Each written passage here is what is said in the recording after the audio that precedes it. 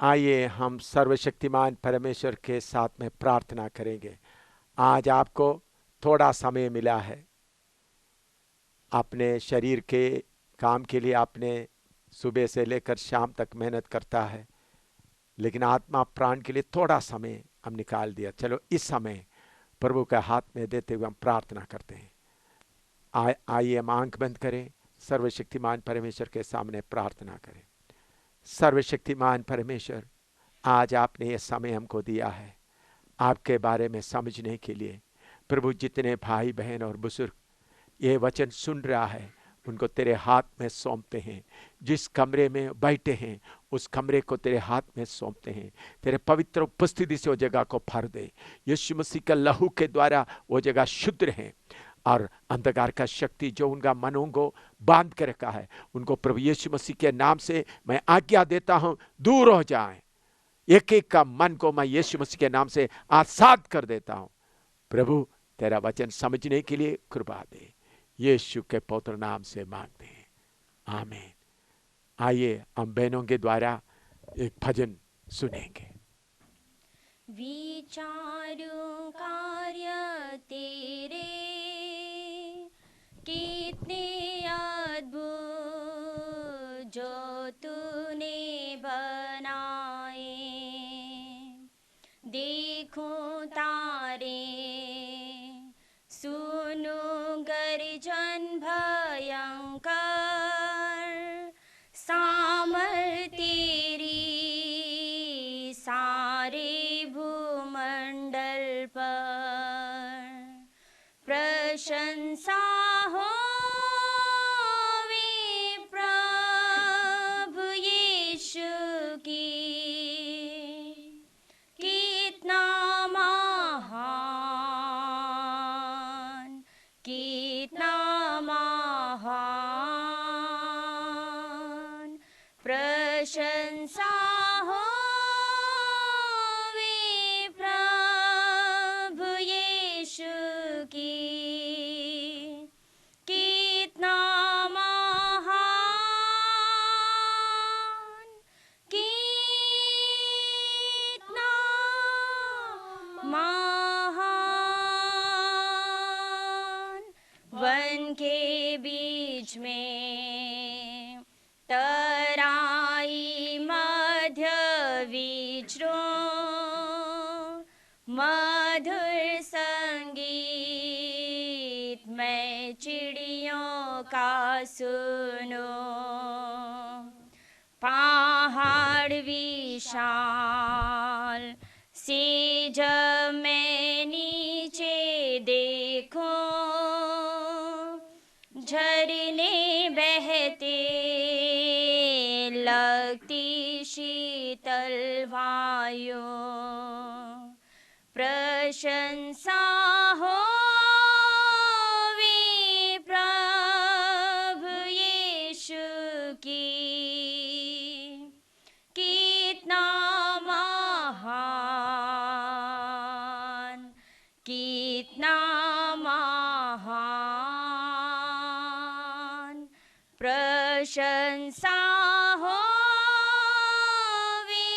प्रभु यीशु की,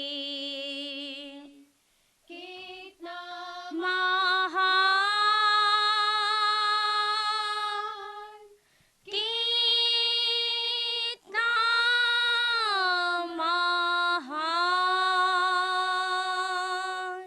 जब सोचता हूँ कि पिता अपना पुत्र मरने भेजा है, वर्णन से अपार। कि क्रूस पर उसने मेरे पाप सब लेकर रक्त बहाया, कि मेरा हो उद्धार। प्रशंसा होवे प्रभु यीशु की,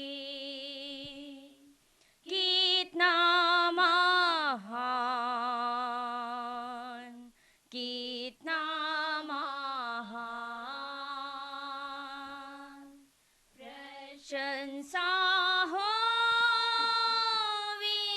प्रभु यीशु की, कितना महान, कितना महान मसीहा वे गा शब्द तुरी का होगा, मुझे लेगा जहाँ आनंद महान। मैं झुकूंगा साथ आदर भक्ति दीनता और गाऊंगा प्रभु कितना महान। प्रशंसा हो प्रभु यीशु की, कितना महान, कितना महान। प्रशंसा हो प्रभु यीशु की, कितना महान, कितना महान। हमारा सर्वशक्तिमान परमेश्वर कितना महान है। पिछले सीडी के द्वारा आपने मनुष्य का उद्भव कैसा हुआ, पाप का आरंभ कैसा हुआ, कैसा शैतान की शक्तियां मनुष्य की आवश्यकताओं को पूरा करने का आड़ में अलग अलग तरीके से लोगों को मूर्ति बनाने, ऐसा बातों के बारे में सुना। और पाप का माफी कैसा हो सकता है। आइए आज हम इस वक्त में परमेश्वर कौन है करके थोड़ा समझने के लिए कोशिश करें। आजकल लोगों के मन में एक ख्याल है, परमेश्वर तो एक ही है, अलग अलग नाम से जाना जाता है। कुछ लोग बोलते हैं परमेश्वर एक ही है तो उनका रूप बहुत है। कुछ लोग बोलते 30 करोड़ में हैं, अलग अलग रूप में परमेश्वर प्रकट हो जाता है। आइए परमेश्वर के बारे में समझने के लिए हम थोड़ा कोशिश करें। जैसा मैंने पहले आपको बताया धर्मशास्त्र के बारे में, जो परमेश्वर मनुष्य को दिया गया है, उस पुस्तक में या पवित्र बाइबल में इसके बारे में अच्छी तरह से विवरण दिया गया है। तो शुरू में हम एक वचन पढ़ते हैं, पहला कोरिन्थी 2 का 9 से 12 तक। पहला कोरिन्थी 2 का 9 से 12 तक। परंतु जैसा लिखा है कि जो आँख ने नहीं देखी और कान ने नहीं सुना और जो बातें मनुष्य के चित्त में नहीं चढ़ी, वे ही हैं जो परमेश्वर ने अपने प्रेम रखने वालों के लिए तैयार की है।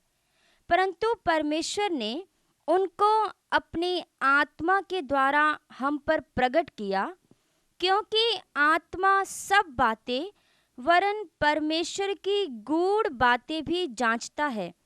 मनुष्यों में से कौन किसी मनुष्य की बातें जानता है? केवल मनुष्य की आत्मा जो उसमें है।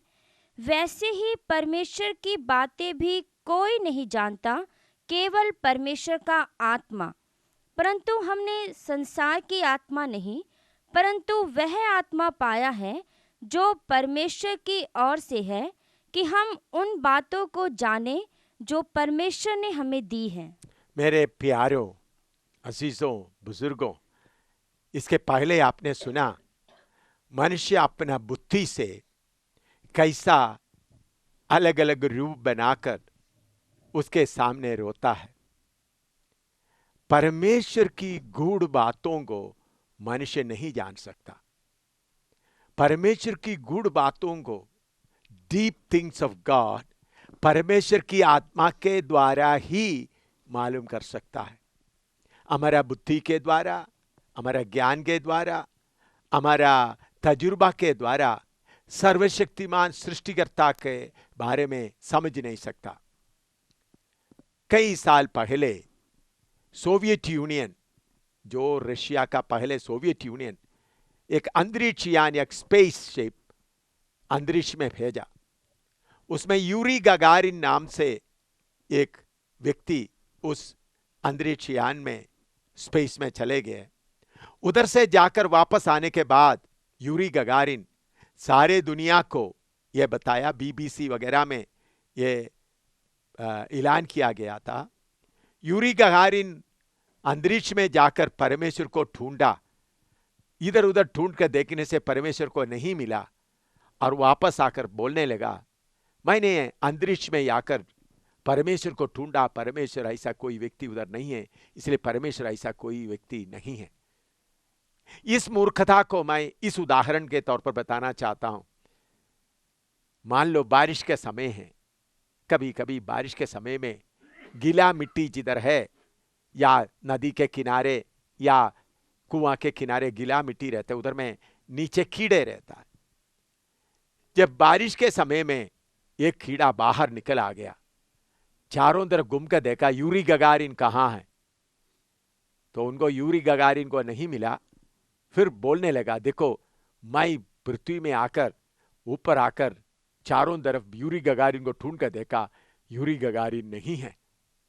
ऐसा एक कीड़ा बोलेगा तो कितना मूर्खता होगा। इसी मुताबिक यूरी गगारिन साइंसदान है, अंतरिक्ष यान में बाहर गए, लेकिन वो कीड़े जैसा मनुष्य उधर थोड़ा घूमकर देखने के बाद बोलता है, मैं परमेश्वर को देखा, ढूंढा, नहीं मिला। मेरे प्यारों, परमेश्वर कितना महान है, यह बात आप समझना बहुत जरूरी है। आइए उसके लिए प्रकाश भजन संहिता 19 का 1 से 4 तक थोड़ा पढ़ते हैं। भजन संहिता 19 का 1 से 4 तक। साम 19 1 to 4। आकाश ईश्वर की महिमा वर्णन कर रहा है और आकाश मंडल उसकी हस्तकला को प्रकट कर रहा है। दिन से दिन बातें करता है और रात को रात ज्ञान सिखाती है। ना तो कोई बोली है और ना कोई भाषा जहाँ उनका शब्द सुनाई नहीं देता है। उनका स्वर सारी पृथ्वी पर गूंज गया है और उनके वचन जगत की छोर तक पहुँच गए हैं। उनमें उसने सूर्य के लिए एक मंडप खड़ा किया है।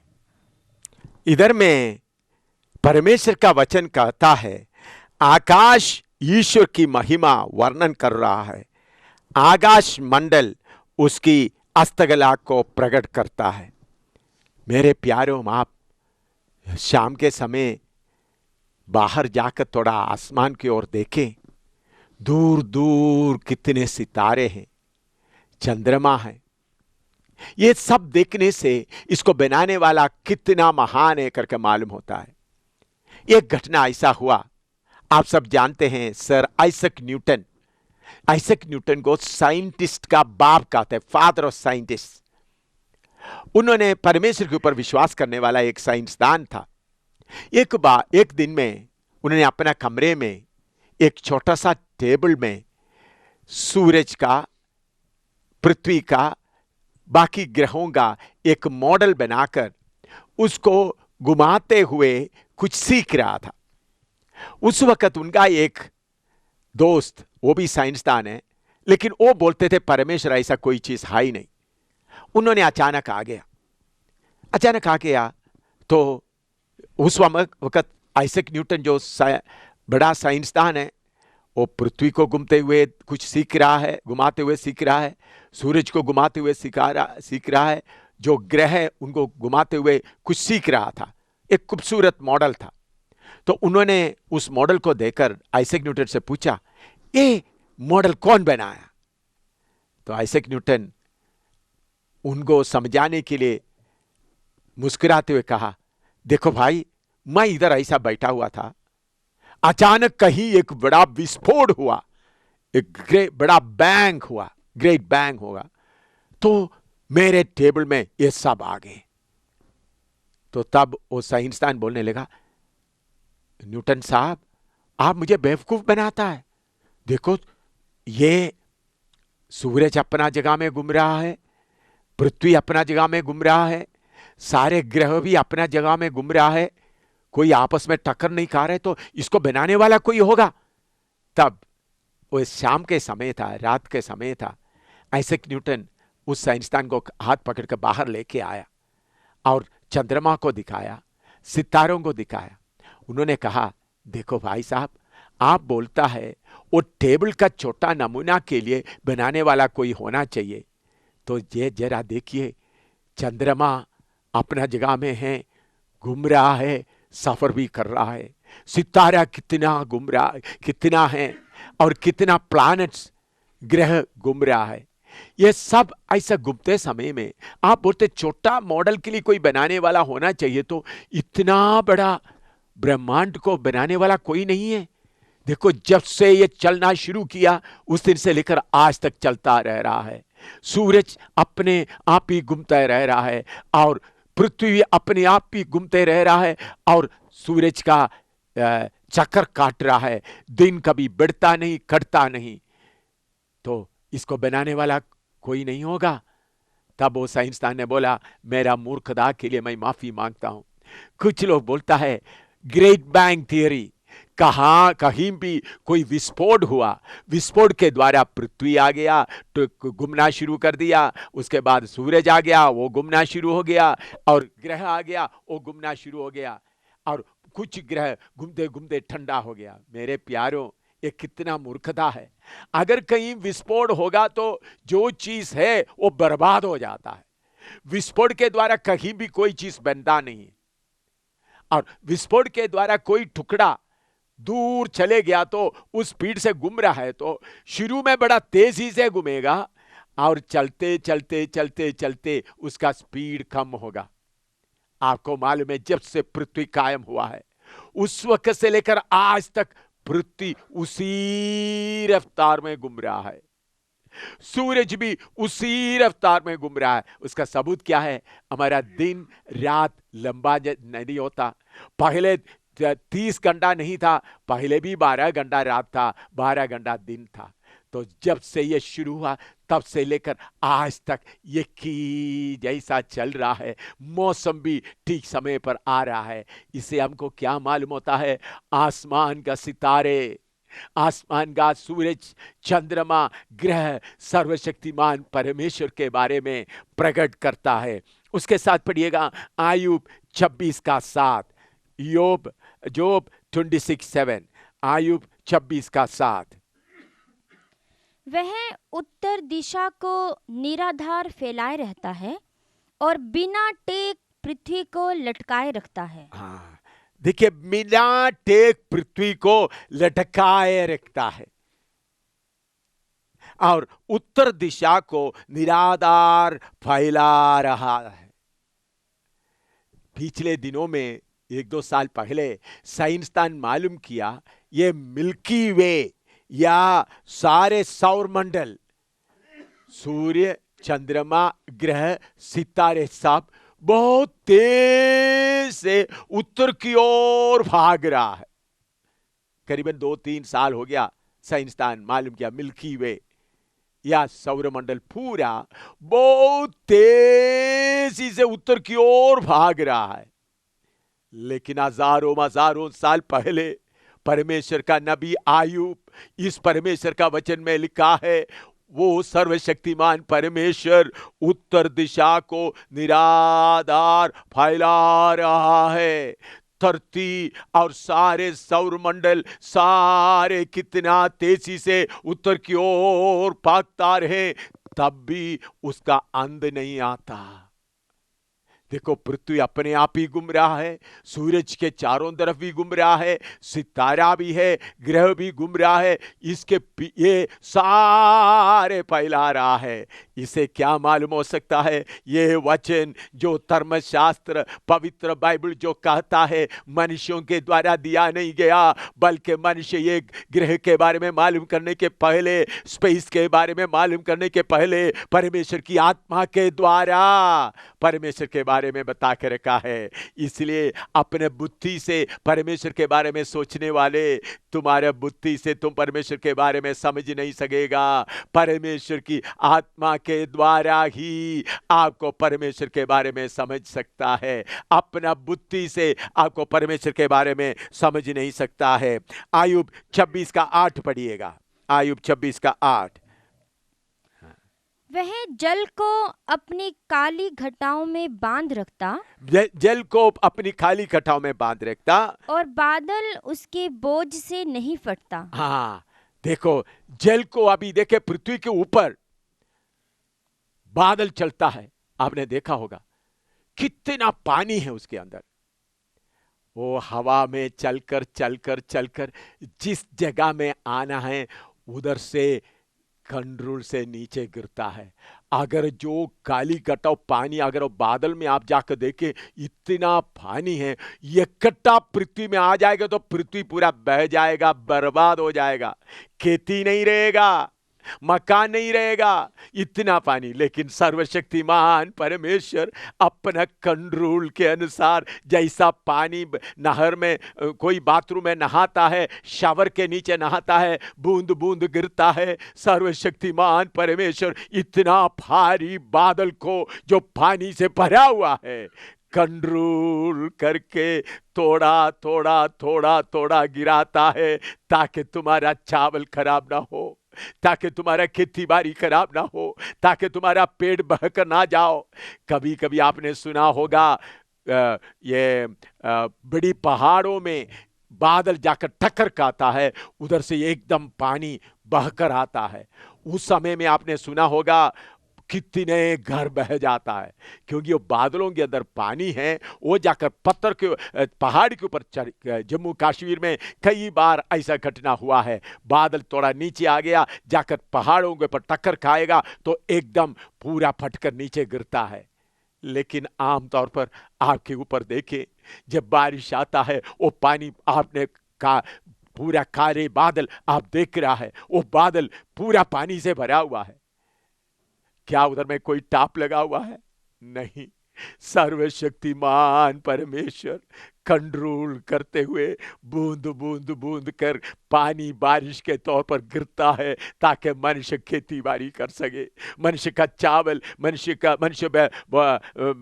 बोने वाला चावल या गेहूं या सब्जी या कोई बर्बाद ना हो, मनुष्य आराम से रहे। देखो परमेश्वर कितना महान है। आयुब का 38 का 8 से 11 तक थोड़ा पढ़िएगा, आयुब 38 का 8 से 11 तक, जॉब 38 8 to 11। फिर जब समुद्र ऐसा फूट निकला मानो वह गर्भ से फूट निकला, तब किसने द्वार मूंदकर उसको रोक दिया? जबकि मैंने उसको बादल पहनाया और घोर अंधकार में लपेट दिया, और उसके लिए सिवाना बांधा, और यह कहकर बेड़े और किवाड़े लगा दिए कि यहीं तक आ और आगे ना बढ़, और तेरी उमड़ने वाली लहरें यहीं थम जाएं। मेरे प्यारों, थोड़ा सा देखिए, आपके सामने ये पृथ्वी का ग्लोब रखा है। ग्लोब देखो, आप सबको मालूम है, सारे पृथ्वी को आप देखें, 1/4 हिस्सा जमीन है, 3/4 हिस्सा 3/4 पानी है। आप देखें इधर में, ये ग्लोब में आप देखें तो ये जो रंग रंग देखता है ये पृथ्वी है, बाकी जो हरे रंग का जो दिखाई देता है ये पूरा पानी पानी है। मेरे प्यारों, थोड़ा सा सोचिएगा, ये पृथ्वी इसी ग्लोब की तरह है। आप थोड़ा सा ध्यान से सोचिएगा, इधर भी पानी है, इधर भी पानी है, ये पानी इस पृथ्वी पे चिपक कर रहता है, क्यों बहकर बाहर क्यों नहीं जाता? देखिए, ये इसके नीचे भी पानी है, ऊपर भी पानी है, दाहिने तरफ भी पानी है, बाएं तरफ भी पानी है। यह पानी कौन ऐसा खड़ा किया है? ये इस तरफ में पानी कौन खड़ा किया है? इधर में पानी कौन खड़ा किया है? क्या कोई मनुष्य अपना शक्ति से कर सकता है? आपको ऐसा पानी थोड़ा खड़ा कर सकता है? देखिए, पानी ऊपर भी खड़ा हुआ है, पानी नीचे भी। यह नीचे का पानी क्यों बहकर नीचे क्यों नहीं जाता? उधर में कोई, उस पूरा खाली जगह है, उधर में कोई रोकने वाला नहीं है। इधर में पानी खड़ा है, यह पानी इस तरफ क्यों नहीं आता? ये उधर में कोई रोकथाम कुछ नहीं है, बल्कि सर्वशक्तिमान परमेश्वर ने आज्ञा दिया है।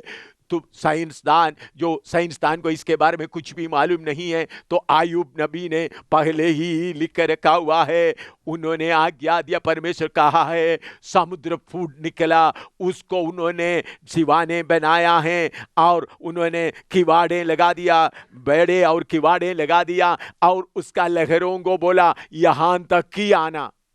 पिछले दिनों में आपने सुना, 2-3 साल पहले समुद्र में भूचाल हुआ, उसके कारण इंडोनेशिया में, हमारा हिंदुस्तान के अंडमान में, बाकी आंध्रा में वगैरह कितने लोग मर गए।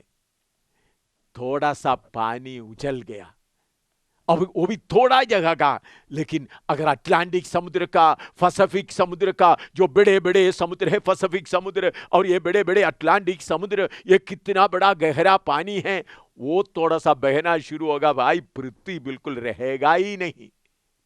ये पानी को, ये समुद्र को इस पृथ्वी से चिपट कर रखने के लिए कौन कार्य करता है? ये नीचे वाला पानी क्यों बहकर नीचे क्यों नहीं जाता? इसके पीछे इसको चलाने वाला कोई है, मेरे प्यारे भाइयों बहनों। आइए इसके साथ साथ पढ़िएगा यशायाह 40 का 22 पढ़िएगा। यशायाह 40 का 22, आइसिया 40:22। यह वह है जो पृथ्वी के घेरे के ऊपर आकाश मंडल पर विराजमान है। पृथ्वी के घेरे के ऊपर, सर्कल ऑफ द अर्थ। हमारे बाप दादा पहले सोचते थे पृथ्वी चपट्टा है, इसके नीचे कोई हाथी है या शेषनाग, उसका फन के ऊपर पृथ्वी बैठा है।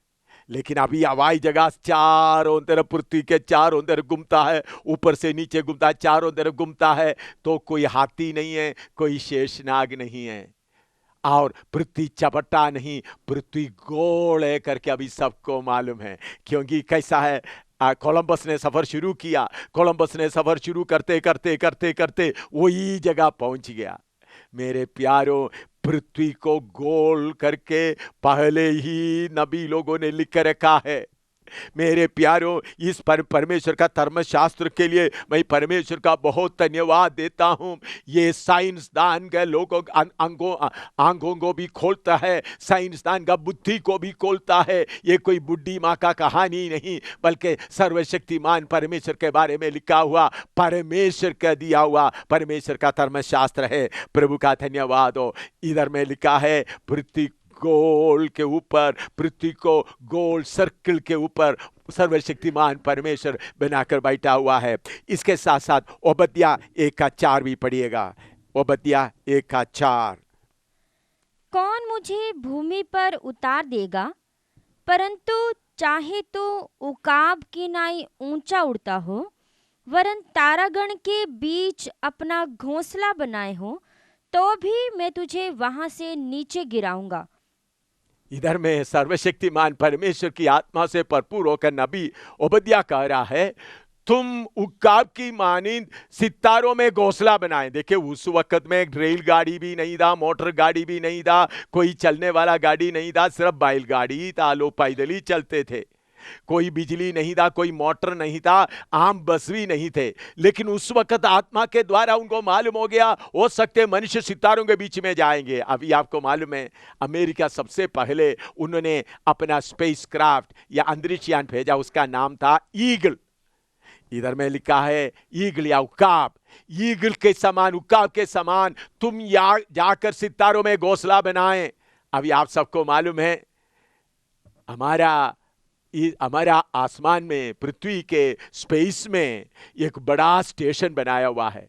आप सबको मालूम है हिंदुस्तान में अभी सुनीता विलियम जी आए हैं अमेरिका से, वो हिंदुस्तान का है, हिंदुस्तान का बाशिंदा है। मैं उनके लिए मैं प्रभु का बहुत धन्यवाद देता हूं। उन्होंने जाकर कितना दिन उधर में रहकर आया है। वो जगह जो आसमान के ऊपर जो बना रहा है, मनुष्य अभी होटल बना रहा है उधर में, ताकि इधर में उधर जाकर, काफी टूरिस्ट लोग उधर गया है, होटल बना रहा है ताकि मनुष्य जाकर उधर रहें। देखिए हजारों साल पहले जब ये किसी चीज के बारे में लोगों को मालूम नहीं था, तो परमेश्वर की आत्मा के द्वारा नबी ने लिखा है, तुम उकाब के मानिंद जाकर सितारों में तुम्हारा घोंसला बना कर रखेगा तो उधर से मैं तुमको उतार डालूंगा।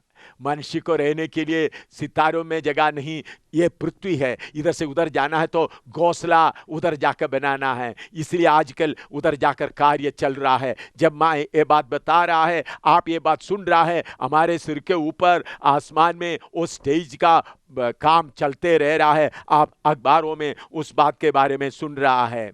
तो इतना बड़ा परमेश्वर के बारे में समझने के लिए मेरे प्यारों, आपको पवित्र आत्मा का जरूरत है।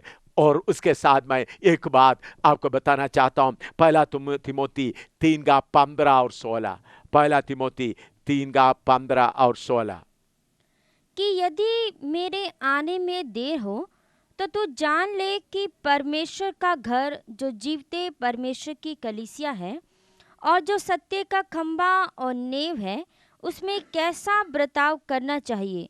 और इसमें संदेह नहीं कि भक्ति का भेद गंभीर है, अर्थात वह जो शरीर में प्रकट हुआ, आत्मा में धर्मी ठहरा, स्वर्गदूतों को दिखाई दिया, अन्य जातियों में उसका प्रचार हुआ, जगत में उस पर विश्वास किया गया और महिमा में ऊपर उठाया गया।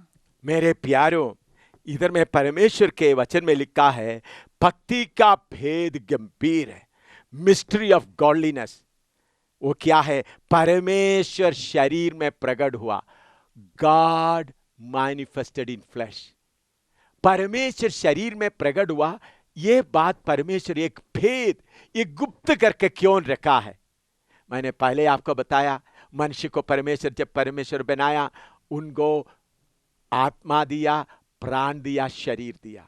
उनके प्राण में उनको निर्णय लेने का शक्ति, विल दिया और बुद्धि दिया। क्यों? मनुष्य अपने आप फैसला करे। तो परमेश्वर अपना पृथ्वी में प्रकट हुआ, सबके सामने जोर से प्रकट हुआ, तो सब लोग जबरदस्ती से उसको मानना पड़ेगा, क्योंकि वो प्रकट हुआ है। उनको आजाद मर्जी से, उनका फ्री विल से उनको सोच समझने का मौका उनको नहीं मिलता। इसलिए परमेश्वर क्या किया, भक्ति का भेद को, या परमेश्वर जो मनुष्य के रूप में प्रकट हुआ, उस बात को गुप्त करके रखा।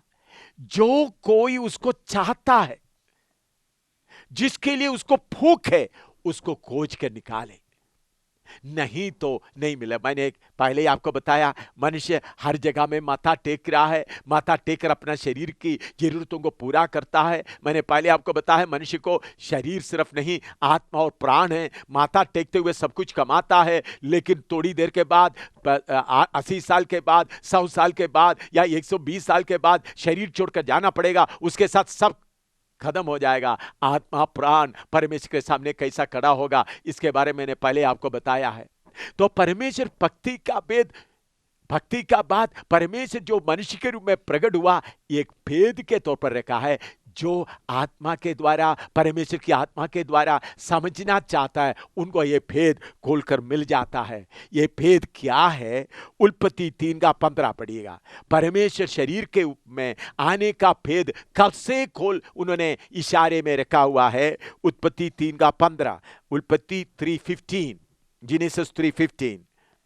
और मैं तेरे और इस स्त्री के बीच में और तेरे वंश और इसके वंश के बीच में बैर उत्पन्न करूंगा।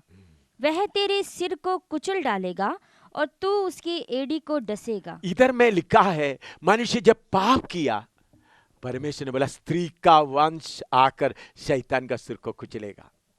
आपने कभी सुना है स्त्री का वंश? इसके साथ यशायाह 53 का 1 और 2 पढ़िएगा। यशायाह 53 का 1-2, आइसिया 53 1 and 2। जो समाचार हमें दिया गया उसका किसने विश्वास किया, और यहोवा का भुजबल किस पर प्रकट हुआ? क्योंकि वह उसके सामने अंकुर की नाई और ऐसी जड़ के समान उगा जो निर्जल भूमि में फूट निकले। देखिए भाइयों, यशायाह नबी लिखा है करीबन 750 साल पहले, स्त्री का वंश। कभी भी एक स्त्री के जरिए से एक बच्चा पैदा होना है तो सारे साइंसदान को मालूम है अपने आप बच्चा पैदा नहीं कर सकता, एक पुरुष आना जरूरी है। इसी मुताबिक निर्जल भूमि से कोई जड़ निकलता नहीं है। पानी के मदद के बिना निर्जल भूमि से कोई जड़ नहीं निकलता। लेकिन ठीक इसी तरह परमेश्वर के एक अद्भुत काम हुआ। वो पढ़िएगा यशायाह 7 का 14 पढ़िएगा। यशायाह 7 का 14। इस कारण प्रभु आप ही तुमको एक चिन्ह देगा, सुनो, एक कुमारी गर्भवती होगी और पुत्र जनेगी और उसका नाम इमानुएल रखेगी। जैसा स्त्री का वंश के बारे में मैंने बोला नहीं हो सकता, जैसा निर्जल भूमि से जड़ निकल कर नहीं आ सकता, इसी मुताबिक में एक अद्भुत काम जो मनुष्य के विचार में नहीं हो सकता उसके बारे में होगा करके ये घटना की करीबन 750 साल पहले यशायाह नबी ने बोलकर रखा है। वो क्या है? एक कुंवारी गर्भवती होगी। प्यारो, आपको मालूम है जब किसी कुमारी को कोई आदमी छू लिया, उनके साथ संग कर दिया तो उनको कुमारी नहीं कहता बल्कि औरत या स्त्री कहता है। लेकिन इधर में लिखा है एक कुमारी गर्भवती होगी। जैसा बिना जल से निर्जल भूमि से जड़ निकल कर आता है, उसी मुताबिक एक अद्भुत काम हो रहा है। एक कुमारी गर्भवती होगी, एक स्त्री का संतान। इसका मतलब पुरुष का सहयोग के बिना एक बच्चा पैदा हो रहा है। उस घटना के बारे में लूका सुसमाचार 1 अध्याय उसका 26 से लेकर 35 तक थोड़ा आप ध्यान से सुनिएगा। लूका 1 अध्याय उसका 26 से लेकर 35 तक। Luke chapter 1 verse 26 to 35। 6वें महीने में परमेश्वर की ओर से जिब्राइल सरदूत गलील के नासरत नगर में एक कुंवारी के पास भेजा गया, जिसकी मंगनी यूसुफ नाम दाऊद के घराने के एक पुरुष से हुई थी। उस कुंवारी का नाम मरियम था। और स्वर्गदूत ने उसके पास भीतर आकर कहा, आनंद और जय तेरी हो, जिस पर ईश्वर का अनुग्रह हुआ है, प्रभु तेरे साथ है। वह उस वचन से बहुत घबरा गई और सोचने लगी कि यह किस प्रकार का अभिवादन है। स्वर्गदूत ने उससे कहा, हे मरियम, भयभीत ना हो, क्योंकि परमेश्वर का अनुग्रह तुझ पर हुआ है। और देख, तू गर्भवती होगी और तेरे एक पुत्र उत्पन्न होगा। तू उसका नाम यीशु रखना। वह महान होगा और परम प्रधान का पुत्र कहलाएगा। और प्रभु परमेश्वर उसके पिता दाऊद का सिंहासन उसको देगा, और वह याकूब के घराने पर सदा राज्य करेगा, और उसके राज्य का अंत ना होगा। मरियम ने स्वर्गदूत से कहा, यह क्यों कर होगा? मैं तो पुरुष को जानती ही नहीं। स्वर्गदूत ने उसको उत्तर दिया कि पवित्र आत्मा तुझ पर उतरेगा और परम प्रधान की सामर्थ तुझ पर छाया करेगी, इसलिए वह पवित्र जो उत्पन्न होने वाला है परमेश्वर का पुत्र कहलाएगा। मेरे प्यारो, इधर में कैसा एक कुमारी गर्भवती हुआ करके लिखा है। वो कुमारी खुद कह रही है, मैं मनुष्य को जानती नहीं, तब स्वर्गदूत ने कहा, परमेश्वर की आत्मा तुम्हारे ऊपर छाया करेगा और वो जो पवित्र प्रजा, होली सीड, परमेश्वर का पुत्र कहलाया जाएगा। ये कैसा हो सकता है? मैंने पहले आपको बताया, इस थोड़ा सा देखिए, इस पृथ्वी को बिना टेक से सर्वशक्तिमान परमेश्वर लटका के रखा है। आयुब ने कहा, परमेश्वर बिना टेक से इस पृथ्वी को लटका के रखा, कोई सपोर्ट नहीं। पहले कुछ साइंसदान लोगों ने बोलने लगा, आकर्षण अगर विकर्षण, अट्रैक्शन और रिपल्शन प्रिंसिपल के द्वारा पृथ्वी लटक रहा है, उसका मतलब सूरज के तरफ का खिंचाव के कारण ये पृथ्वी लटक रहा है। लेकिन बाद में जब साइंसदान को स्पेस, जो काली जगह को नापा गया, तो उधर में पृथ्वी से कुछ जगह का दूर 93 मील है, कुछ जगह में 310 मील है। तो आकर्षण विकर्षण होगा तो बराबर में रहना चाहिए, लेकिन अभी साइंसदान बोलता है आकर्षण विकर्षण से पृथ्वी नहीं लटक रहा है। फिर लोग बोलने लगा ग्रेविटेशनल प्रिंसिपल या गुरुत्वाकर्षण शक्ति, गुरुत्वाकर्षण, ग्रेविटेशन। लेकिन अभी ग्रेविटेशन के बाद देखा तो इस पृथ्वी के बाद कितने ग्रह हैं और सब बड़े तेजी से उत्तर की ओर भाग रहा है। तब उन लोग बोलते हैं ग्रेविटेशन प्रिंसिपल भी, गुरुत्वाकर्षण शक्ति भी कार्य नहीं कर सकता। इस पृथ्वी को इसी मुताबिक लटका के रखने वाला सर्वशक्तिमान परमेश्वर को अपना आत्मा के द्वारा एक छोटी सी कुमारी की गर्भ में एक बेटा को पैदा करना कोई बड़ी बात है? जिस परमेश्वर ने बोला सूरज होने दे, सूरज कायम हुआ, चंद्रमा होने दे, चंद्रमा कायम हुआ, सारे तारामंडल कायम हुआ, इतना बड़ा हाथी, इतना बड़ा जानवर सब उनके शब्द से कायम हुआ, तो उनके आत्मा के द्वारा एक स्त्री का वंश तैयार हो रहा है। इसका जरूरत क्यों पड़ा? दुनिया की आदमी के द्वारा कोई होगा तो पहले मैंने बोला आदम के द्वारा सबके अंदर पाप आ गया है। मैंने आपको इसके पहले सीढ़ी में बताया, एक छोटा बच्चे कोई चीज उठा लिया, पीछे छुपा के रखा, तो आपने पूछे बेटा उठाए, तो बोले नहीं उठाया। आपने उनको झूठ बोलने के लिए नहीं सिखाया, फिर भी वो झूठ बोलना शुरू करता, क्योंकि उनके खून के अंदर पाप रहता है। जो पृथ्वी में जितने लोग पैदा हुआ, आदमी और औरत के संबर के साथ पैदा हुआ, सबके सब पापी है, सबके अंदर पाप का अंश है। इसलिए पाप के बिना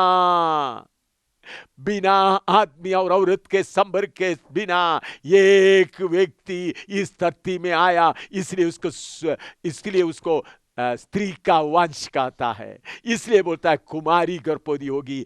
पाप के बिना एक आया है। बहुत तेरा गुरु लोग आया, अवतार लोग आया, नबी लोग आया, लेकिन सब स्त्री से पैदा हुए हैं। उन लोग बड़े अच्छे काम किया, उन लोग बहुत पापियों को मार डाला, लेकिन उन सब में से अलग मनुष्य के मदद के बिना, मनुष्य के सहारे के बिना एक कुमारी में एक बेटा पैदा हो रहा है। उसके बारे में उनका जन्म के करीबन 700 उनके बारे में मत्ती 1:23 में लिखा है। उनके जन्म के करीब 750 साल पहले यशायाह नबी ने उसके बारे में कहा रखा है। पढ़िएगा मत्ती 1:23 कि देखो एक कुमारी गर्भवती होगी और एक पुत्र जनेगी और उसका नाम इमानुएल रखा जाएगा, जिसका अर्थ यह है परमेश्वर हमारे साथ। मेरे प्यारों, एक बात आप समझिएगा, सारे पृथ्वी का मरकज में सर्वशक्तिमान परमेश्वर का योजना हुआ है। परमेश्वर खुद ही मनुष्य का रूप धारण करके आया, इसलिए उसका नाम लिखा है इम्मानुएल। इम्मानुएल का मतलब परमेश्वर हमारे साथ। एक नबी हमारे साथ है करके नहीं, एक गुरु हमारे साथ है करके नहीं, एक अवतार हमारे साथ है करके नहीं, एक बाबा हमारे साथ है करके नहीं, बल्कि आसमान और जमीन को बनाने वाला, ये धरती को लटका के रखने वाला, ये बादल को बांध के रखने वाला, समुद्र को अपने कंट्रोल में रखने वाला, मुझको और आपको बनाने वाला मनुष्य का रूप धारण करके आया। मेरे भाई बहन, आज से करीबन 2000 साल पहले इस पृथ्वी में एक बड़ी घटना हुआ। इस पृथ्वी में बहुत बड़ी बड़ी घटना हुआ। पृथ्वी बन गया, उसके बाद भाषा अलग अलग हो गया, बड़ा बाढ़ आ गया, बहुत भूजाल आ गया, ये सब बड़ी घटना है। लेकिन इन सब घटनाओं से बढ़कर, सब घटनाओं से ऊपर बढ़कर एक बड़ी घटना हुआ। वो क्या है? सृष्टिकर्ता, सृजनहार, इम्मानुएल, परमेश्वर एक मनुष्य के रूप में इस धरती में आया। और उस परमेश्वर के लिए मैं बहुत धन्यवाद देता हूं। उसका नाम क्या है? यशायाह 9:6 पढ़िएगा। यशायाह 9:6। क्योंकि हमारे लिए एक बालक उत्पन्न हुआ, हमें एक पुत्र दिया गया है, और प्रभुता उसके कांधे पर होगी, और उसका नाम अद्भुत युक्ति करने वाला, पराक्रमी परमेश्वर, अनंत काल का पिता और शांति का राजकुमार रखा जाएगा। मेरे प्यारों, जो एक करीबन 2000 साल पहले पृथ्वी के मरकज में जन्म हुआ, उस इम्मानुएल का बारे में बताया है। उसका नाम इम्मानुएल, उसका मतलब परमेश्वर हमारे साथ। दूसरा उसका नाम है अद्भुत युक्ति करने वाला, पराक्रमी परमेश्वर, द माइटी गॉड। परमेश्वर सिर्फ एक है। परमेश्वर 2 नहीं, 3 नहीं, 33 करोड़ नहीं, 35 करोड़ नहीं, सिर्फ एक ही परमेश्वर है, जो आज से करीबन 2000 साल पहले मनुष्य के रूप में आया हुआ। उसका नाम सर्वशक्तिमान परमेश्वर। बहुत तेरा लोग सोचते हैं ईसाइयों का गुरु है। मेरे प्यारे भाई, यह ईसाइयों का गुरु नहीं, बल्कि मेरा परमेश्वर और आपका परमेश्वर है। मेरा परमेश्वर और आपका परमेश्वर, फर्क इतना है, मैंने मेरे परमेश्वर को पहचान लिया, लेकिन आपने अभी तक आपका परमेश्वर को नहीं पहचाना। इसके पहले मैंने आपको बताया, बैल अपना मालिक को पहचानता है, लेकिन मनुष्य अपना स्वामी को नहीं पहचानता। गधा अपने स्वामी को पहचानता है, अपने स्वामी का चरनी को पहचानता है। मेरे प्यारे भाई बहन, क्या आपका सृजनहार को आपने पहचाना है? आपका परमेश्वर को आपने पहचाना है? आपने बहुत तेरा रूप को अपना परमेश्वर करके बोल बना के रखा है। उसके सामने माथा टेकता है, उसके सामने धूप जलाता है, उसके सामने आप गिड़गिड़ा कर रोता है, उसके सामने आपने केला रखता है। चूहा आकर वो केला खा लेता तो भी आप चूहा को भगाना पड़ता है। जिसके सामने आप माथा टेकते हैं, वो कुछ भी कर नहीं सकता। अगर आप बत्ती नहीं जला तो अंधेरा में बैठता है। लेकिन आज मैं आपसे विनती करता हूं, मेरे बुजुर्गों, मेरे नौजवानों, भाइयों, तुम्हारा परमेश्वर को पहचानो। तुम्हारे शरीर की इच्छा पूरा करने के लिए तो आपने हर जगह में माथा टेककर शैतान के साथ संबंध रखते हुए धन दौलत इकट्ठा किया, लेकिन ये धन दौलत तुमसे छीन लिया जाएगा। तुम्हारा तंदुरुस्ती तुम्हारे से छीन लिया जाएगा, तुम्हारा पत्नी को तुमसे छीन लिया जाएगा, तुम्हारा बच्चे को तुमसे छीन लिया जाएगा, तुम्हारा माँ बाप को तुमसे छीन लिया जाएगा। छीनने वाला मौत तुम्हारे दरवाजे पर है। वो मौत आकर तुमसे छीन लेगा तो तू क्या करेगा? तुम सब कुछ छोड़ना पड़ेगा। तो इसलिए तुम्हारा आत्मा और प्राण का और तुम्हारा शरीर का परमेश्वर को पहचानो। तुम्हारा परमेश्वर को पहचानो। बुजुर्गों, तुम्हारा बनाने वाले को पहचानो, सर्वशक्तिमान परमेश्वर को पहचानो, नहीं तो बहुत घाटा पड़ेगा। छाती पीट पीट पीट कर रोते रोते आग के झील में जाएगा।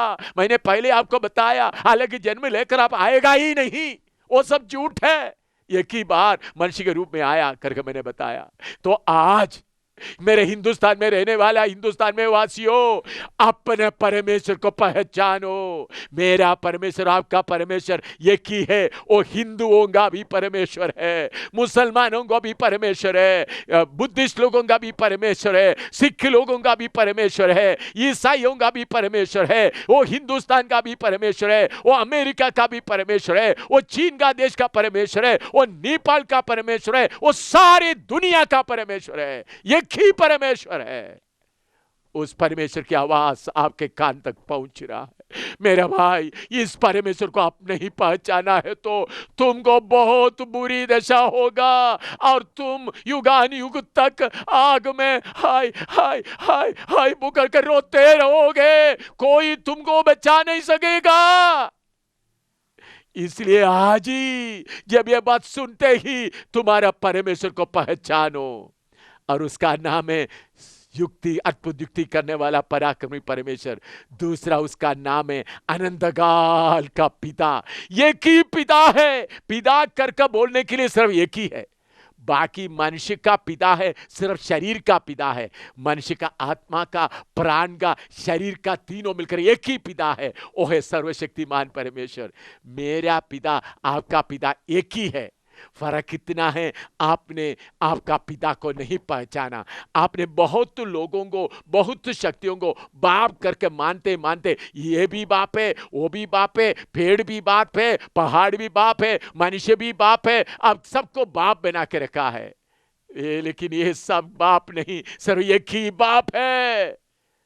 मैं उस बाप को जब पहचाना, बाकी सब नकली बाप को छोड़ दिया। मैं बाकी जगह में क्यों माथा नहीं टेक रहा हूं, मैं बाकी जगह में क्यों किसी को बाप नहीं बुला रहा हूं, क्योंकि मुझे असली बाप मिल गया, असली परमेश्वर मिल गया। मेरे प्यारों, तुम्हारा बाप को पहचानो। मेरे हिंदू भाइयों, तुम्हारा बाप वो है जो आज से 2000 साल पहले इस धरती में आया। वो हिंदुस्तान का भी बाप है, नेपाल का भी बाप है, अमेरिका का भी बाप है, रशिया का भी, चीन का भी, सारे देश का बाप है। भाई, क्या आप अपने बाप को नहीं पहचानोगे? नकली बाप के पीछे कितना देर चलते रहोगे? नकली बाप आपको दुनिया की धन दौलत देगा, लेकिन मौत आकर छीन के ले जाएगा। असली बाप के पास आएगा तो जो शांति, तो आनंद तुमको मिलना है, हमेशा का मिलेगा। और उनका तीसरा नाम है शांति का राजकुमार, प्रिंस ऑफ पीस। शांति का राजकुमार। मैं प्रभु का धन्यवाद देता हूं इस शांति का राजकुमार के लिए। जब उन्होंने मेरे जीवन में आया, शांति मिला। आपका जीवन में शांति क्यों नहीं? पैसा है, धन दौलत है, घर में शांति क्यों नहीं? आपका बरादरी में शांति क्यों नहीं? आपका गांव में क्यों शांति नहीं? हिंदुस्तान में क्यों शांति नहीं? शांति का राजकुमार को गली गली में प्रचार होने दो, हिंदुस्तान में शांति आएगा। जितना देर तक हिंदुस्तान में शांति का राजकुमार को बाहर रखेगा, तकलीफ बढ़ता जाएगा। हिंदुस्तान के लोगों, शांति का राजकुमार को अपने जगा दे। जब शांति का राजकुमार मेरा दिल में आया, मेरे दिल में उठने वाला सारा तकलीफ, सारा लहरें, सारे तूफान शांत हो गया है। देखिए, ये शांति का राजकुमार, ये सर्वशक्तिमान परमेश्वर, अनंतकाल का पिता कितना अपने आप को छोटा करके आया। थोड़ा देखिए, कितना अपने आप को नम्र करके देखिए, और कितने लोगों के लिए आए है। लूका 2 का 10 से 12 तक पढ़िएगा। लूका 2 का 10 से 12। Luke chapter 2 verse 10 to 12। तब स्वर्गदूत ने उनसे कहा, मत डरो, क्योंकि देखो मैं तुम्हें बड़े आनंद का सुसमाचार सुनाता हूँ, जो सब लोगों के लिए होगा, कि आज दाऊद के नगर में तुम्हारे लिए एक उद्धारकर्ता जन्मा है, और यही मसीह प्रभु है। मेरे प्यारों, इधर में लिखा है एक गुड न्यूज फॉर ऑल, आनंद का सुसमाचार सब लोगों के लिए, ईसाई धर्म के लिए नहीं। मैं पहले आपको बताया, इसके पहले आपने देखा हुआ सीडी में, मैं ईसाई नहीं हूं, मैं क्रिश्चियन रिलीजन का नहीं हूं। ईसाई धर्म को भी मैं आदर देता हूं, बाकी हर धर्म को मैं आदर देता हूं, लेकिन जो व्यक्ति आज से करीबन 2000 साल पहले आया, वो सारे लोगों के लिए आया। वो खुशखबरी क्या है? एक उद्धारकर्ता जन्मा है। मैंने आपको बोला, जब पहला मनुष्य पाप किया, उनके अंदर शारीरिकता, फ्लैश आ गया, उसके द्वारा सब पापी बन गया। सब मनुष्य पाप के जाल में फंसा हुआ है।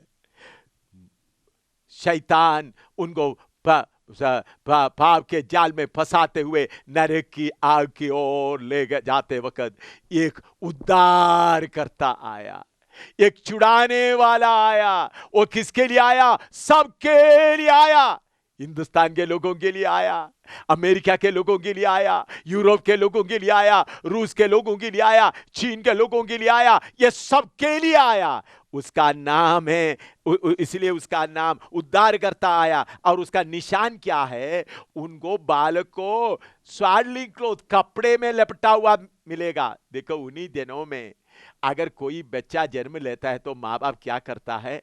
मुलायम लिनन कपड़ा में, बहुत नरम मुलायम कपड़ा में पाँव से लेकर सिर तक बैंडेज जैसा बांधे, क्योंकि गर्भ में गर्मी से रहा, पृथ्वी पे आते वक्त ठंड लेकर बीमारी ना हो। लेकिन जिस मरियम और यूसुफ उनके पास था, उनके पास में इसका इंतजाम नहीं था, इसलिए उनको कपड़े में लपेटा। देखिए, सर्वशक्तिमान परमेश्वर कितना गरीब बनकर आया। उसका 2 का 7 भी थोड़ा पढ़िएगा। और वह अपना पहलौठा पुत्र जनी और उसे कपड़े में लपेटकर चरनी में रखा। मेरे प्यारों, चरनी में रखा, क्योंकि उनके लिए सराय में जगह ना थी। मेरे प्यारों, इतना बड़ा सर्वशक्तिमान परमेश्वर आपके लिए, मेरे लिए कितना गरीब बनकर आया, थोड़ा याद रखे। उन्होंने जन्म लेने के समय में उनके लिए कोई इंतजाम नहीं किया गया। ये एक अचानक प्रोग्राम है। जब मनुष्य पाप किया, आदि में ही बोला स्त्री का संतान आएगा। 750 साल पहले यशायाह नबी के द्वारा बोला स्त्री का संतान आएगा। ठीक करीबन 1 साल पहले स्वर्गदूत आकर बोला स्त्री का संतान आने वाला है, लेकिन उनके लिए कोई जगह नहीं। मैं देख रहा हूं यूसुफ और मरियम बैतलहम में शहर में घूम रहा है। अब उनके लिए, क्योंकि वो लोग सब अपना नाम लिखवाने के लिए उधर में आए थे, राजा ने ऑर्डर कर दिया, इसलिए आजकल नाम लिखवाने के लिए, सेंसस लेने के लिए घर में लोग आता है, लेकिन उधर उस दिनों में ऐसा नहीं था, सबको शहर में आना पड़ रहा था। जो रिश्तेदार शहर में हैं वो लोग अपने घर में गया, लेकिन यूसुफ और मरियम गरीब है, यूसुफ बढ़ई का काम कर रहा है, उनके पास इतना कुछ इंतजाम नहीं। सराय में आया, अपना गर्भवती औरत को लेकर, स्त्री को, मरियम को लेकर गया, थोड़ा सा जगह दे ताकि बच्चा जन्म लेने के लिए, लेकिन उन्होंने उधर में जगह नहीं दिया। आमतौर पर कोई आदमी सराय में जगह दे देता है, लेकिन उनके लिए सराय में भी जगह नहीं मिला। फिर चलते चलते जा रहा है सर्वशक्तिमान परमेश्वर अपने आप को नम्र करते हुए सड़क में पैदा हुआ, रास्ते में पैदा हुआ। जैसा गाय या जानवर अपने बच्चे को पैदा करता है, तो आसमान और जमीन का मालिक अपने आप को छोटा करके सड़क में पैदा हुआ। मैंने गरीबों के बीच में सेवा करता हूँ, झुग्गी झोंपड़ी में रहने वालों के बीच में सेवा करता हूँ। मैंने देखा है उधर में जो झुग्गियों में अपने झुग्गी कागज से या पुराना बोरी बिस्तरा से उन्होंने अपना झुग्गी बनाता है।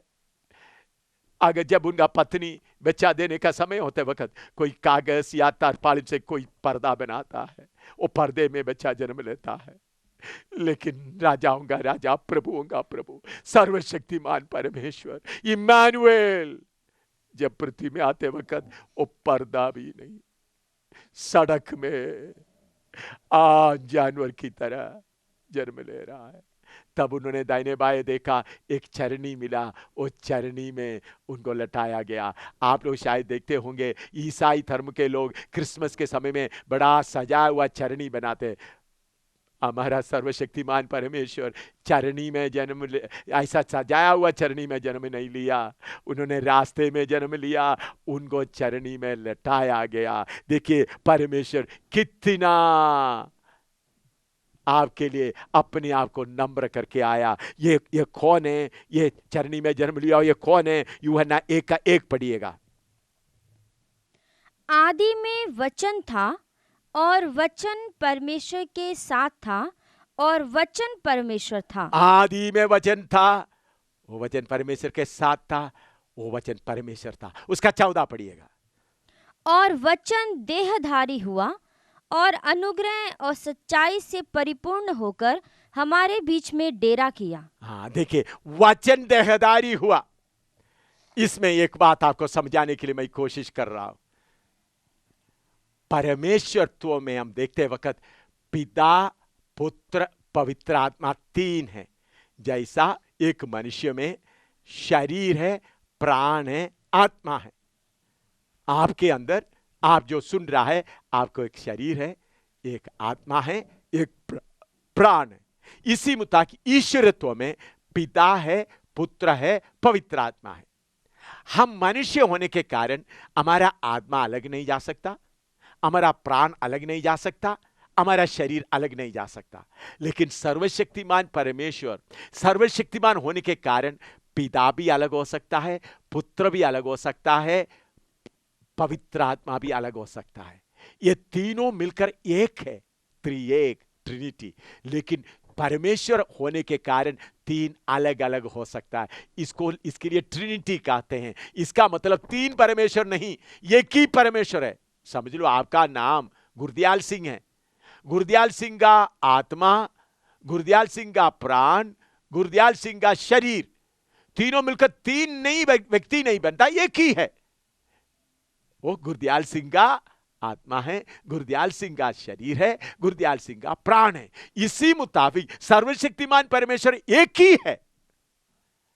उसमें पिता अलग हो सकता है, पुत्र अलग हो सकता है, आत्मा अलग हो सकता है। क्या हुआ मेरे लिए, आपके लिए? परमेश्वर के अंदर से पुत्र निकल कर आगे आया। अभी गुरदयाल सिंह से आत्मा को बाहर निकालेगा तो गुरदयाल खत्म हो जाता है, या प्राण को निकालेगा तो गुरदयाल खत्म हो जाता। लेकिन परमेश्वर सर्वशक्तिमान होने के कारण उनके अंदर एक खूबी है, उनके अंदर से आत्मा निकल आ सकता है, उनके अंदर से पुत्र निकल आ सकता है। इसलिए आदि में जो वचन था वही परमेश्वर आपके लिए और मेरे लिए देहधारी हुआ। वो 3 परमेश्वर नहीं बल्कि एक ही परमेश्वर है। और उनका नाम क्या है? मत्ती 1 का 21 पढ़िएगा। मत्ती 1 का 21। वह पुत्र जनेगी और तू उसका नाम यीशु रखना, क्योंकि वह अपने लोगों का उनके पापों से उद्धार करेगा। मेरे प्यारो, जो इम्मानुएल, जो अनंत काल का पिता, जो सर्वशक्तिमान परमेश्वर है, जो शांति का राजकुमार है, उसको इस पृथ्वी में जब आया उनको एक नाम दिया गया। देखिए वो कौन है? अनंतकाल का पिता है, सर्वशक्तिमान परमेश्वर है, शांति का राजकुमार है, इम्मानुएल है, परमेश्वर हमारे साथ। उसका मतलब उसने मनुष्य का रूप धारण करके आए थे वक्त उनको एक नाम दिया गया है, यीशु। यीशु का मतलब है पापों से छुड़ाने वाला, जीसस। यीशु मसीह, मसीह का मतलब उस काम के लिए अभिषेक करके भेजा हुआ, जीसस क्राइस्ट। यीशु मसीह का मतलब पापों से छुड़ाने के लिए नियुक्त करके अभिषेक करके भेजा हुआ। तो सर्वशक्तिमान परमेश्वर पिता, पुत्र, पवित्र आत्मा में पुत्र जब बाहर निकल आया, आपके और मेरे पापों का बोझ उठाकर हमको पापों से छुड़ाने का काम में जब लग गया, उसका नाम यीशु मसीह रखा है। यीशु मसीह का मतलब ईसाइयों का गुरु नहीं, हर धर्म के लिए गुरु और नबी वगैरह होता है, हम उनको आदर देता है, लेकिन यीशु मसीह का मतलब तुम्हारा पाप को तुमसे छुड़ाने वाला। तुम पापी है, सारे मनुष्य पापी है, तुम्हारे पापों को तुमसे छुड़ाने के लिए सिर्फ एक ही आया है, इसलिए उसका नाम यीशु मसीह रखा है। असली में उसका नाम सर्वशक्तिमान परमेश्वर है, असली में उसका नाम अनंतकाल का पिता है, असली में उसका नाम शांति का राजकुमार है, असली में उसका नाम इम्मानुएल है। लेकिन तुम्हारा पापों से तुमको छुड़ाने के लिए आने के कारण उसका नाम यीशु मसीह रखा है। इसलिए यीशु मसीह को आप एक मामूली व्यक्ति नहीं समझना, तुम्हारा पापों को छुड़ाने के लिए। कल मैं पिछले दिनों में मैंने आपको बताया तुम्हारा पाप कितना भारी है, तुम्हारा पाप का हिसाब कैसा तुम दोगे, तुम्हारा पाप तुम सज्जी से धोएगा तो भी पाप दूर नहीं होगा करके मैंने आपको बताया। तुम्हारा पाप को तुमसे छुड़ाने के लिए, तुम्हारा पापों से तुमको माफी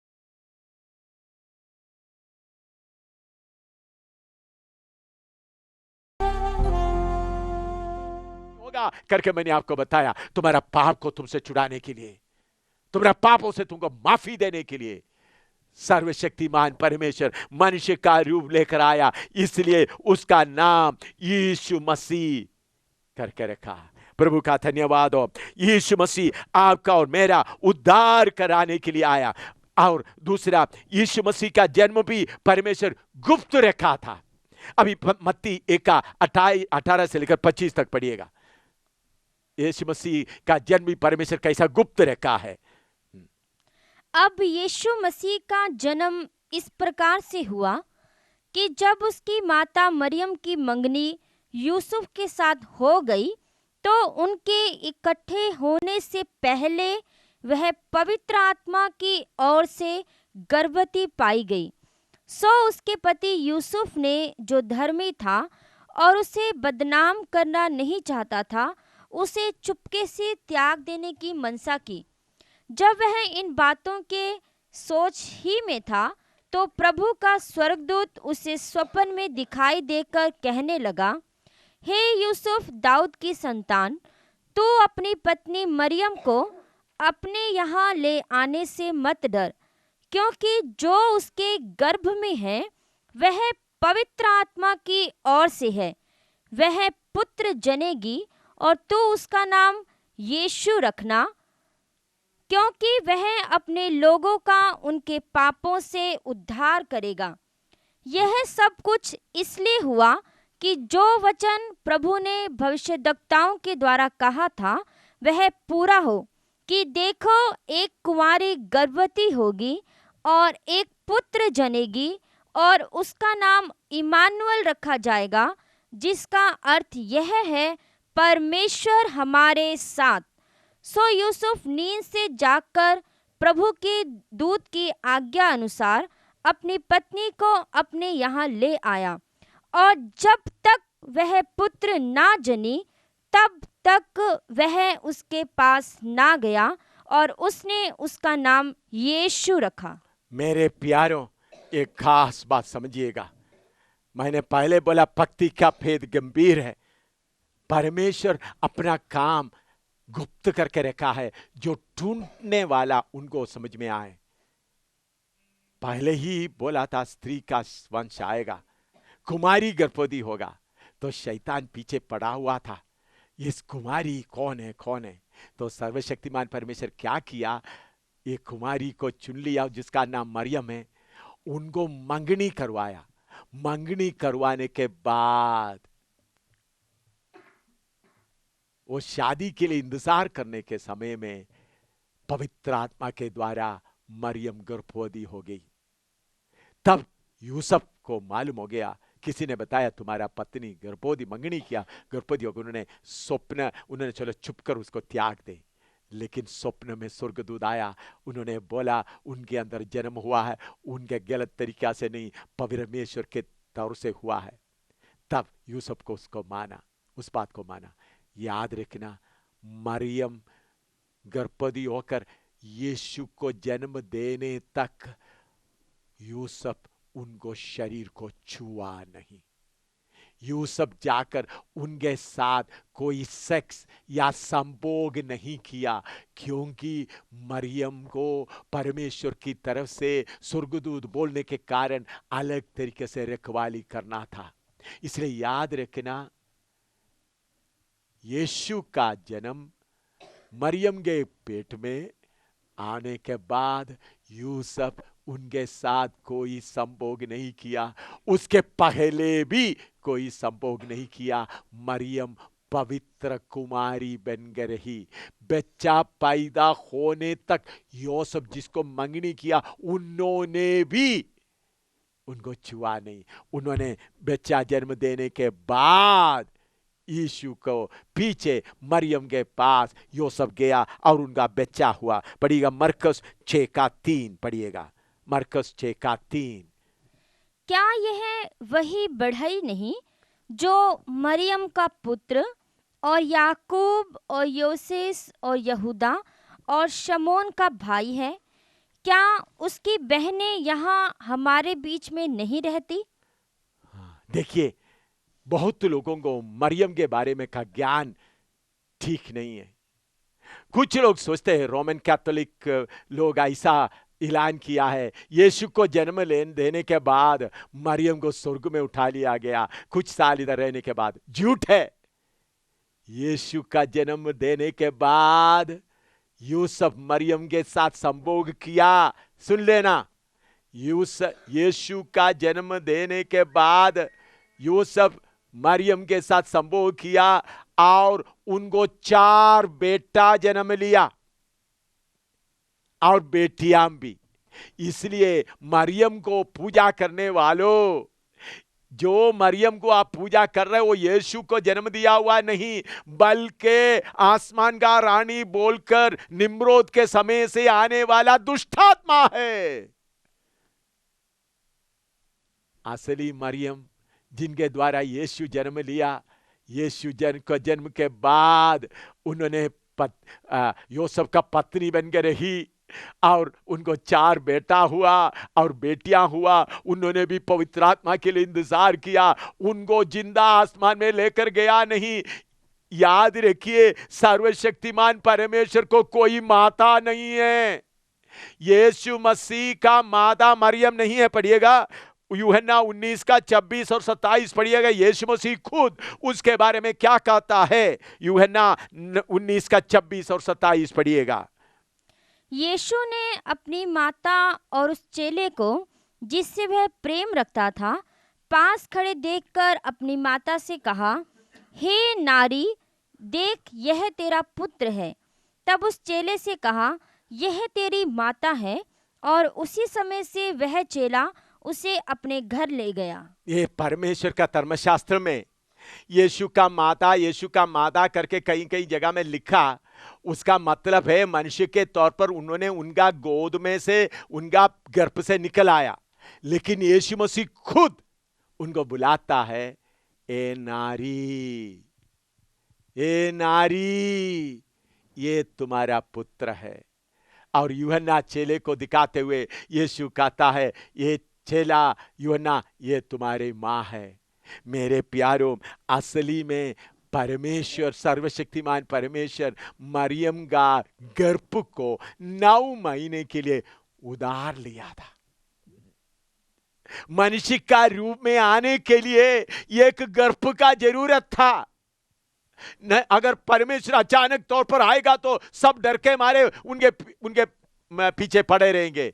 इसलिए पर्दे में, गुप्त में, आम मनुष्य की तरह आने के लिए उन्होंने एक गर्भ को उधार लिया 9 महीने के लिए। इसलिए मरियम के लिए मैं प्रभु का धन्यवाद देता हूं। वो पवित्र थी, उन्होंने भी इंतजार कर पवित्र आत्मा पाई। ओ मरियम बहन के लिए मैं परमेश्वर का बहुत धन्यवाद देता हूं। स्वर्ग में जाते वक्त में मैं मरियम बहन से पूछूंगा, मरियम बहन, हिंदुस्तान में, दुनिया की कोने कोने में तुम्हारे नाम पे लोग बहुत प्रार्थना करता है, तुम्हारे नाम पर लोग बहुत गिरजाघर बनाता है, आपको मालूम है? तब मरियम मुझे जरूर कहे, भाई सामुएल, मुझे कुछ भी पता नहीं, मेरा सेवा पूरा हुआ। यीशु मेरे गर्भ के द्वारा जन्म लिया, उसके बाद मेरा पति मेरे साथ संभोग किया, मुझे 4 बेटे हुए और बेटियां भी हुआ। उसके बाद मैंने इंतजार किया, पवित्र आत्मा पाया, मेरा सेवा पूरा करके मैं इधर आ गया है। उस सर्वशक्तिमान परमेश्वर मेरा गर्भ को 9 महीने के लिए उधार लेने के लिए मैं उसको धन्यवाद देता हूँ। मैं उसको धन्यवाद देता हूं। मुझ नालायक का गर्भ को उन्होंने उधार लिया है, इसे बढ़कर कुछ भी नहीं। मेरे प्यारों, मरियम का पूजा करने वालों, धोखा मत खाओ, धोखा मत खाओ। यीशु के लिए जिस मरियम का गर्भ प्रभु ने, यीशु ने उधार लिया है, वो इस दुनिया में आम मौत उनको हुआ। उसके बाद वो अभी कब्र में आराम कर रहा है, प्रभु के सब परदोस में आराम कर रहा है। जी उठने के दिन वो भी जी उठेगी। प्रभु का धन्यवाद हो। इसलिए मुझे सुनने वालों, यह बात याद रखें, ये सर्वशक्तिमान परमेश्वर को कोई माता नहीं है। मरियम उसका माता नहीं है। मरियम का गोद, मरियम का गर्भ उन्होंने 9 महीने के लिए उधार लिया है। इसलिए उन्होंने बोला हे नारी करके उनको पुकारा है। यीशु को कैसा बुलाते थे? मरकुस 6:3 पढ़िएगा। मरकुस 6:3। क्या यह वही बढ़ई नहीं जो मरियम का पुत्र? उनको मरियम का पुत्र कहते थे क्योंकि लोग मानते थे ये यूसुफ के द्वारा नहीं आया, मरियम का पुत्र, मरियम के द्वारा जन्म, लेकिन उनका भेद उनको मालूम नहीं था। लेकिन दूसरी बात क्या है, 30 साल तक प्रभु यीशु मसीह क्या किया? अपना घर में माँ बाप के अधीन में रहा। माँ बाप के अधीन में 30 साल रहकर बड़ाई का काम करता रहा। प्रभु का धन्यवाद हो। इस सर्वशक्तिमान परमेश्वर के लिए मैं बहुत धन्यवाद देता हूँ। मैं और ज्यादा बताना नहीं चाहता हूँ, थोड़ी सी बात बताकर समाप्त करना चाहता हूँ। जब प्रभु यीशु मसीह जन्म लिया, उन्होंने 30 साल तक अपना माँ बाप के अधीन में रहा, सेवा किया। अपना माँ बाप के अधीन में रहकर सेवा करने के बाद 30 साल के बाद अपना सेवा के लिए निकला गया। उस यीशु मसीह में 2 व्यक्तित्व हमेशा प्रकट होता था, एक ईश्वरत्व, दूसरा मनुष्यत्व। उसके लिए 1-2 घटना बताकर मैं समाप्त करूंगा। उन्होंने सेवा करते समय एक बार समुद्र में सफर कर रहा था, झील में सफर कर रहा था, रात का समय था। रात के समय में वो चलते समय बीमारों को अच्छा करता था, अंधों को आंख देता था, लिंगड़ों को चलाता था। लेकिन सेवा दिन भर करके थके हुए, मनुष्य के शरीर में थके हुए किश्ती में आराम कर रहा था। उस समय उस समुद्र में बहुत बड़ा तूफान आ गया। और तूफान आते किश्ती डूबने का हालत में आ गया। तूफान आपको मालूम है, लहरें उठते थे, पानी किश्ती में भर रहे थे। तो जो चेले हैं वो बहुत तजुर्बा पाए हुए लोग हैं, किश्ती डूबने से बचाने के लिए पूरा कोशिश किया, लेकिन उनसे नहीं हो सकता था। जितना कोशिश करते हैं किश्ती डूबने के हालत में जा रहे थे। तब उन लोग जाकर उस प्रभु जो मनुष्य के रूप में उस किश्ती में आराम कर रहा था, उनको बोला प्रभु अब नाश हो रहा है। मैं देख रहा हूं करीबन 32-33 साल उम्र का एक नौजवान उस किश्ती में खड़ा हुआ है, देख रहा है आंधी जोर से आ रहा है, लहरें उठ रहा है, किश्ती डूबने का है। क्या उधर खड़ा होकर ये प्रार्थना करते हैं, ये पवन देवता मुझे पार पहुंचने के लिए मदद करें, या परमेश्वर मुझे मदद करें, मुझे बचा लो करके प्रार्थना कर रहा है? ऐसा नहीं, बल्कि किश्ती में खड़ा होकर बोला थम जा। उनके मुंह से जब यह शब्द निकला, लहरों को मालूम हो गया, समुद्र को मालूम हो गया, हवा को मालूम हो गया, ये अवतारों में से एक आवाज नहीं, ये गुरुओं में से एक आवाज नहीं, एक नबियों की एक आवाज नहीं, इसकी आवाज हमने शुरू में सुना था। इन्होंने गहरे जल के ऊपर देखते हुए कहा सूखा धरती दिखाई दे। उस समय यह सूखा धरती पानी से उभर कर निकल आया, वही है।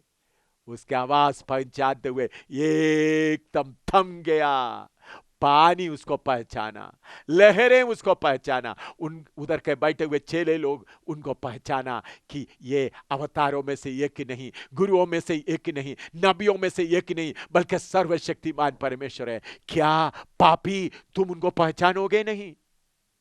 ये पापी मनुष्य, तुम उसको पहचानेगा नहीं? वो सर्वशक्तिमान परमेश्वर है, हवा उसको पहचाना। दूसरे एक घटना बताता हूं। उन्होंने सेवा करते समय उनको बहुत लोग प्यार करते थे। मार्ता मरियम नाम से दो बहनें उनको प्यार करके सेवा करते थे। उनका एक भाई था लाजर, वो भी बहुत अच्छा सेवा करने वाला था, लेकिन वो बीमार हो गए। बीमार होते समय उनको खबर मिला, लेकिन उन्होंने उधर नहीं पहुंचा। मरने के बाद चौथा दिन उधर पहुंचा। उधर का रिवाज के अनुसार जब वो मर गए, उनको उन लोग दफन किए गए। उस खबर के ऊपर बहुत बड़ा पत्थर भी लगाए गए। मरने के चौथा दिन उधर पहुंच गए। उधर जब उन्होंने पहुंच गया, मार्ता मरियम रो रही है। ये प्रभु जो मनुष्य का रूप के कारण उनके दुख को देखकर उनको भी दुख आ गया। आपका भी दुख देखकर वो भी उनको भी दुख आता है। मनुष्य का रूप, मनुष्यत्व उनके अंदर आने का उन्होंने उनके सामने रोया। फिर उसके बाद बोला, मुझे दिखाओ किधर रखा है। उधर ले गया तो कब्र के ऊपर बड़ा पत्थर रखा। उन्होंने बोला पत्थर को हटा दो। तब मरियम ने कहा, मरियम ने, बाकी लोगों ने कहा, देखो इसको दफन करके 4 दिन हो गए, अभी कितने बदबू आएंगे। लेकिन उन्होंने बोला हटाओ। कब्र हटाया, कब्र से पत्थर हटाया। उधर से खड़ा होकर उन्होंने बोला, लाजर बाहर आ जा। मौत उनका आवाज को पहचान लिया। एकदम लाजर, मरा हुआ लाजर जिंदा होकर बाहर आ गया। प्रभु का धन्यवाद हो। मौत उसका आवाज को पहचान लिया। याद रखना, अभी आप उसका आवाज को पहचाने को तो अच्छा है, लेकिन एक दिन आने वाला है। मैंने पहले भी आपको बताया था, आपका अदालत के सामने खड़ा होने के समय में उन्होंने कहेगा, ये मनुष्य के संतान लौटा। मैं इसके पहले आपको कहा है, वो उस दिन में आपको वापस आना पड़ेगा। मौत उसको पहचान लिया। प्रभु का धन्यवाद हो। एक दूसरा एक घटना बताकर मैं समाप्त कराऊं। वो कितना दयालु है। एक बार उन्होंने ऐसा चलते चलते गांव में जाते समय में नईम नाम गांव में पहुंचा। एक छोटा सा शहर था।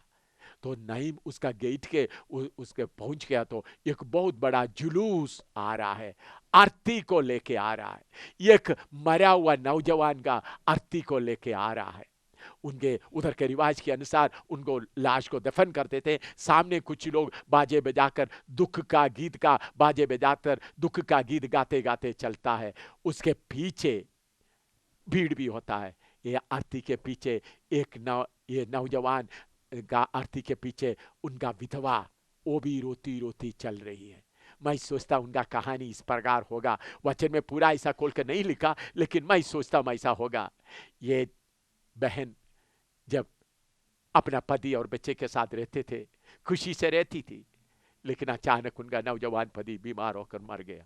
तब सब लोग उनको दोष लगाने लगा, तुम्हारे पाप के कारण नौजवानी हालत में तुम्हारा पति मर गए।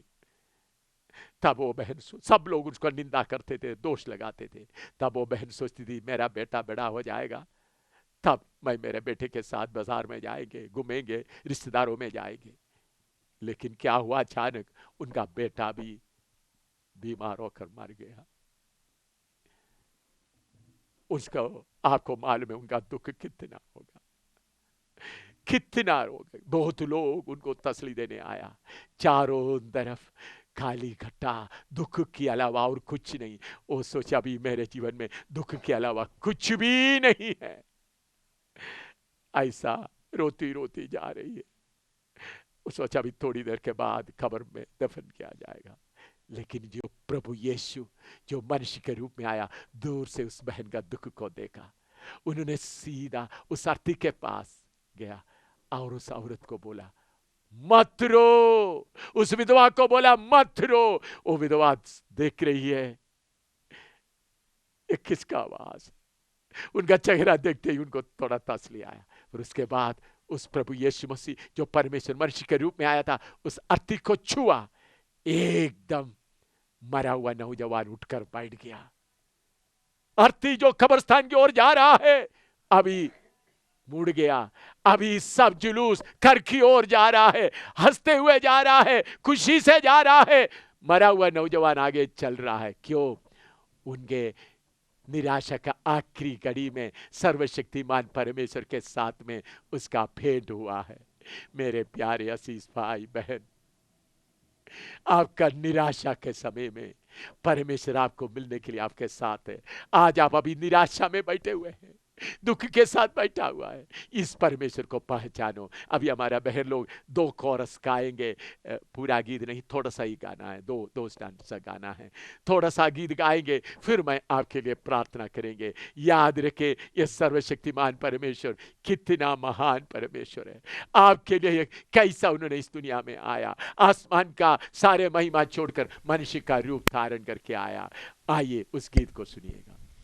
ओ आकाश और सूर्य चंद्रमा स्तुति करो सारा भूमंडल।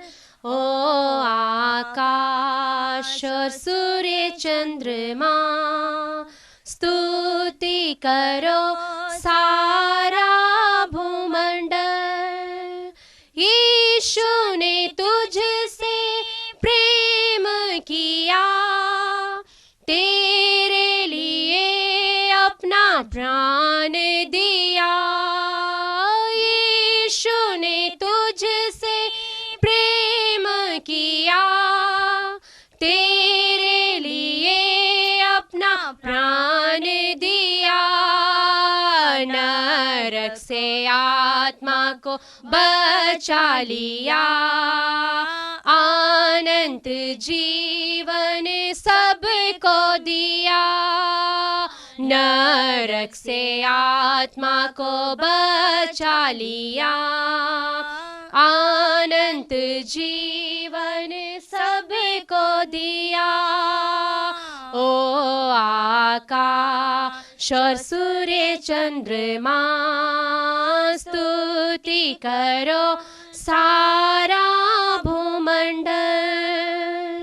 मेरे प्यारे भाइयों बहनों, सर्वशक्तिमान परमेश्वर जो मनुष्य का रूप धारण करके आया, वो अवतारों में से एक नहीं, गुरुओं में से एक नहीं, नबियों में से एक नहीं, वो सर्वशक्तिमान परमेश्वर है। वो एक भेद है, वो भेद आज आपके सामने खोल दिया है। आप स्वीकार करेगा तो आपको अच्छा होगा। आपका परमेश्वर को पहचानो, आपका पिता को पहचानो, आपका शांति का राजकुमार को पहचानो, आपका उद्धारकर्ता को पहचानो। उन्होंने आपके लिए मनुष्य का रूप धारण करके आया है। वो उसका नाम है प्रभु यीशु मसीह। यीशु मसीह ईसाइयों का गुरु नहीं, यीशु मसीह सर्वशक्तिमान परमेश्वर है। यीशु मसीह अनंतकाल का पिता है। यीशु मसीह शांति का राजकुमार है। सिर्फ एक ही परमेश्वर है सारे आसमान जमीन के लिए, सारे दुनिया के लोगों के लिए। सिर्फ एक ही परमेश्वर है, वो है प्रभु यीशु मसीह। एक ही पिता है, वो है प्रभु यीशु मसीह। एक ही शांति का राजकुमार है प्रभु यीशु मसीह। उसको आप कबूल करें। मैं आपके लिए प्रार्थना करता हूं। सर्वशक्तिमान परमेश्वर, इन अजीज भाई बहनों के लिए, बुजुर्गों के लिए जिन्होंने वचन सुना, उनके दिल के अंदर गहरा कार्य करें। अपना परमेश्वर को पहचान सके, अपना पिता को पहचान कर सके, अपना शांति का राजकुमार को पहचान सके। प्रभु परमेश्वर इस भक्ति का भेद उनको अच्छी तरह समझ सके। प्रभु जब तक आपको ना पहचाने उनका दिल में शांति ना रहे। सर्वशक्तिमान परमेश्वर एक एक के ऊपर आप दया कर, ताकि आपको पहचान कर सके, आपको पहचान कर आने वाला नरक की आग से बचा सके। प्रभु दया कर, आशीष दे, सबको बरकत दे। यह वचन उनके अंदर कार्य करता रहे। अंधकार का शक्ति को मैं आज्ञा देता हूं, यह वचन जिन जिन के कानों में, दिलों में घुस गया है, इस बीज को तुम उठाकर ले नहीं जा सकता। यीशु का लाहू उस बीज के ऊपर मैं लगा देता हूं। प्रभु ये बीज, वचन का बीज एक एक के दिन के अंदर गहराई से कार्य करे। यीशु मसीह के पवित्र नाम से मांगते हैं, आमीन। यीशु आपके लिए और क्या क्या करने वाला है उनके बारे में आगे मैं बताने वाला हूं। उसके लिए उस सीढ़ी भी आप देखिए। प्रभु आप सबको आशीर्वाद